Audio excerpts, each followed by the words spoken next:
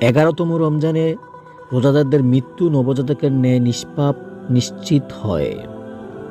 12তম রমজানে হাসরের ময়দানে রোজাদারদের চেহারা পূর্ণিমা চাঁদের মতো উজ্জ্বল করা হবে। 13তম রমজানে হাসরের ময়দানে সকল বিপদ থেকে নিরাপদ করা হবে। 14তম রমজানে হাসরের ময়দানে হিসাব নিকাশ সহজ করা হবে। 15তম রমজানে সমস্ত ফিরিস্তারা রোজাদারদের জন্য দোয়া করে। 16তম রমজানে আল্লাহ পাক রোজাদারকে জাহান্নাম থেকে মুক্তি এবং জান্নাতে প্রবেশের অনুমতি প্রদান করেন। 17তম রমজানে একদিনের জন্য নবীগণের সমান সওয়াব দেওয়া হয়। 18তম রমজানে রোজাদার এবং তার মা বাবার প্রতি আল্লাহর সন্তুষ্টির সংবাদ দেওয়া হয়।